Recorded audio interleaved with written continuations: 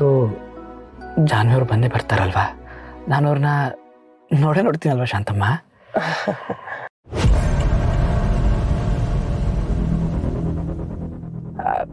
ಶಾಂತಮ್ಮ, ಈ ಥರ ಪದ್ಧತಿ ಶುರುವಾಗಿ ಎಷ್ಟು ವರ್ಷ ಆಗಿದೆ?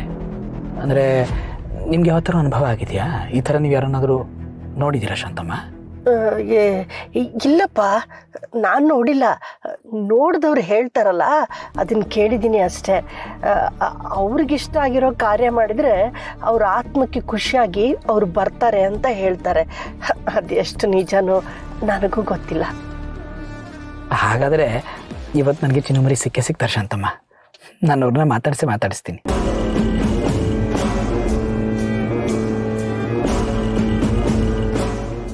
ಶಾಂತಮ್ಮ, ಏನು ಯೋಚನೆ ಮಾಡ್ತಿದ್ದೀರಿ? ಅದು ನೀನು ಆ ಹುಡುಗಿನ ಎಷ್ಟೊಂದು ಹಚ್ಕೊಂಡ್ಬಿಟ್ಟಿದೆಯಲ್ಲ, ಅವಳು ನೀನು ಬಿಟ್ಟು ದೂರ ಹೋಗಿದ್ದಾಳೆ.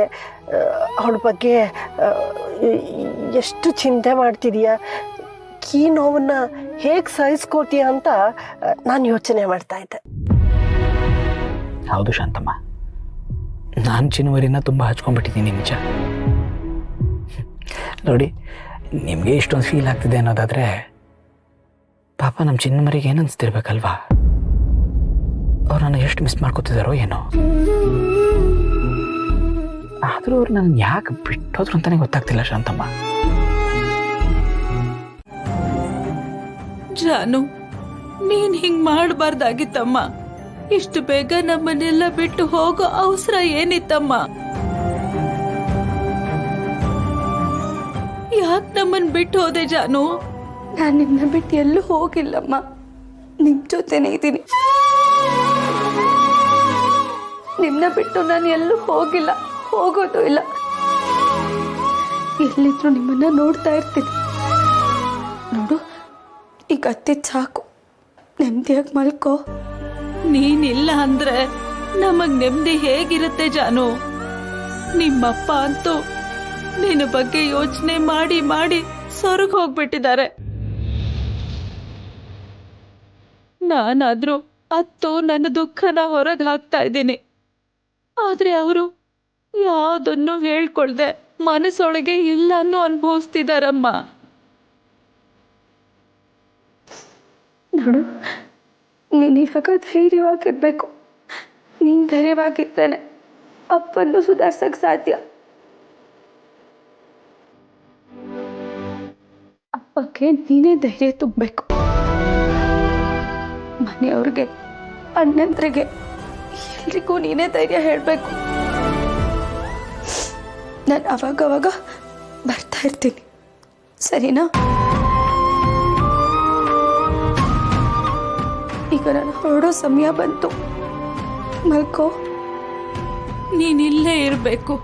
ಇಲ್ಲೇ ಇದ್ದೀನಮ್ಮ, ಮಲ್ಕೋ ನೀನು.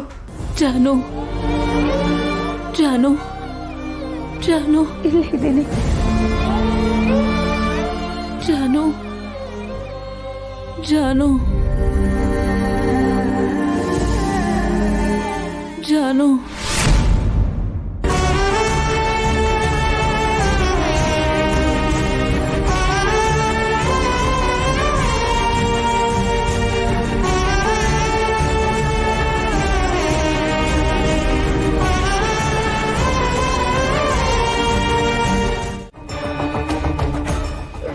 ಜಯಂತ್, ಯಾಕಪ್ಪ ಇಷ್ಟು ಅವಸರವಾಗಿ ಹೋಗ್ತಿದೀಯಾ?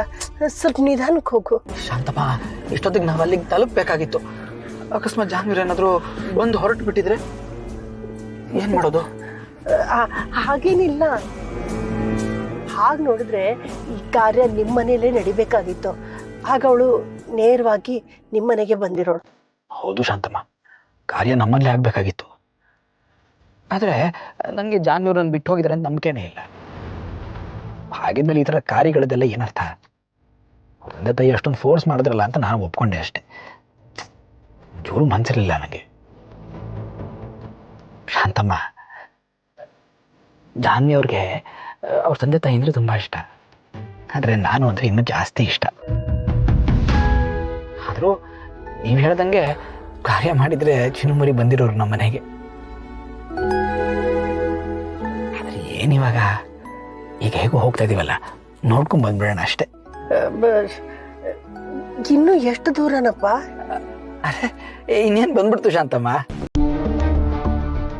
ನೋಡಿ ನೋಡಿ, ನನಗಿಂತ ಜಾಸ್ತಿ ನಿಮ್ಗೇನೆ ನನ್ನ ಹೆಂಡತಿ ನೋಡ್ಬೇಕು ಅಂತ ಕಾಂತರ ಅಂತ ಅನ್ಸತ್ತೆ.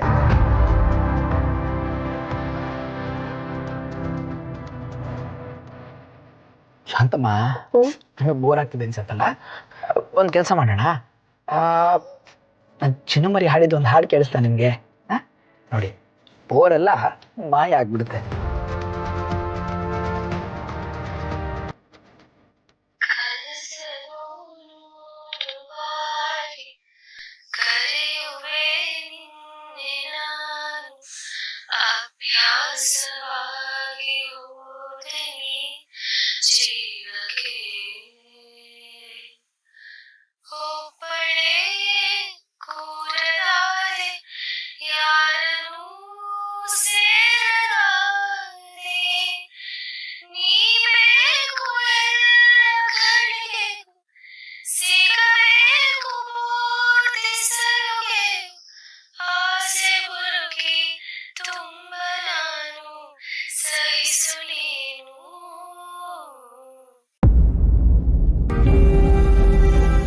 ಎಷ್ಟು ಸೊಗಸಾಗಿ ಹಾಡ್ತಾರಲ್ವ ಚಿನ್ನಮರಿ.